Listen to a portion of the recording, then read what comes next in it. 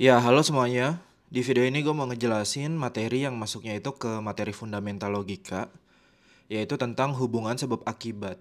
Di mana ini jadi materi fundamental yang akan menjadi dasar untuk kalian lebih paham materi penalaran logis, seperti ponens, tollens, equivalence, dan juga analisis kesesuaian bacaan.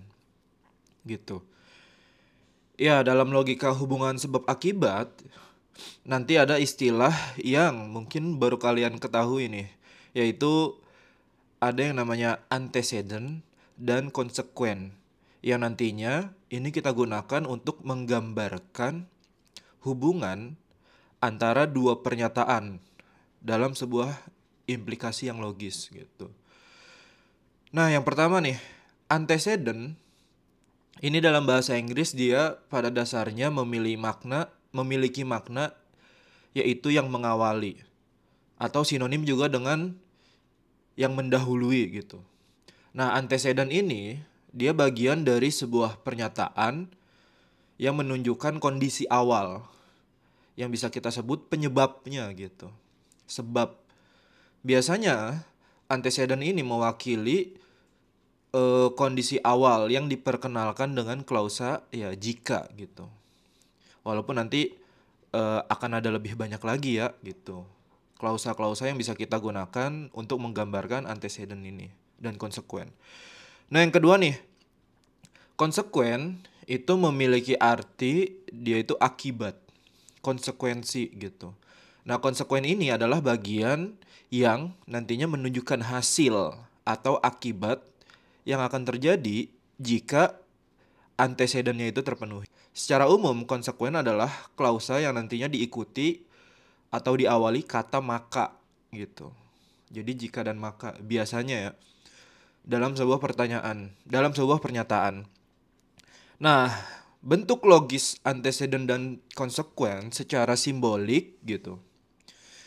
Hubungan antecedent dan konsekuen itu biasanya ditulis dalam bentuk ya P berimplikasi pada Q atau juga bisa kalian baca jika P maka Q.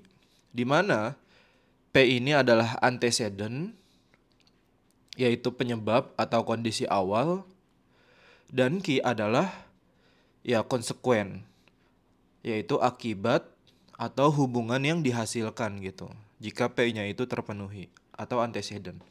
Ya, kalau kita ngomongin P dan Q ya, pada dasarnya P dan Q ini ya hanyalah simbolik gitu, teman-teman. Jadi jangan berpatokan sama P dan Q aja gitu. Atau kalian hanya menghafal formula-formula penalaran logis gitu terkait hubungan P dan Q gitu. Pada dasarnya P dan Q ini hanya simbolik. Itu yang harus kalian ingat gitu. Jadi kalau kalian lebih terbiasa dengan misalkan hubungan jika A maka B atau bisa juga jika X maka Y gitu. Ya nggak apa-apa banget gitu karena memang tujuan simbol-simbol ini nantinya itu digunakan untuk memudahkan aja. Jadi gimana caranya kalian itu nanti eh, secara personal itu lebih memilih mana yang bisa mempermudah gitu ketika melihat hubungan sebab akibat. Atau kalian yang mungkin lebih nyaman gak pakai simbol P dan Q, A dan B, X dan Y, itu gak apa-apa juga. Yang penting kalian tahu mana yang menjadi sebab awal dan mana yang menjadi akibatnya. Gitu. Dimana ya untuk melihat premis atau pernyataan yang setara dalam mencari simpulan, itu kalian harus paham beberapa aturan-aturannya nantinya gitu. Ya misalkan ini contoh, dalam pernyataan ya jika hujan turun maka jalan menjadi basah. Jika hujan turun maka jalan menjadi basah. Nah, di sini kita bisa lihat bahwa yang jadi antecedent atau sebabnya yaitu adalah setelah klausa jika, yaitu hujan turun gitu. Nah, akibatnya atau konsekuensinya jalan menjadi basah kayak gitu. Ya, selanjutnya coba kita rubah kalimatnya gitu. Jalanan akan menjadi basah jika hujan turun. Apakah hubungan sebab akibatnya jadi berubah gitu? Ternyata enggak kan?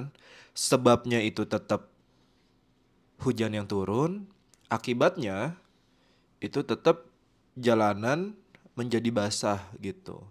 Karena baik lagi, eh, antecedent itu biasanya diawali dengan klausa jika kan. Jadi yang jadi sebab itu kalimat setelah jika gitu.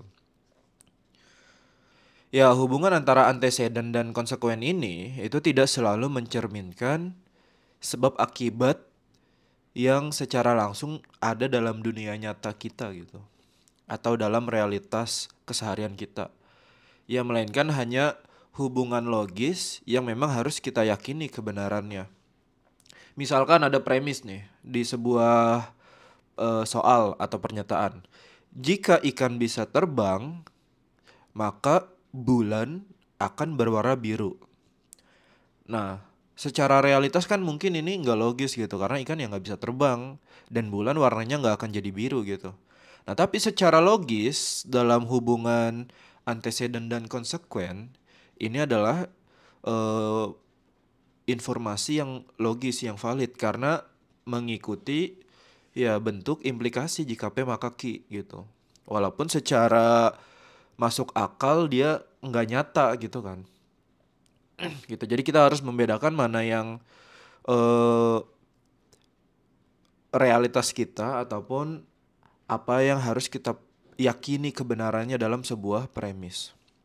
Nah, pertanyaannya nih, apakah hubungan sebab akibat ini hanya diwakili pada kalimat jika maka?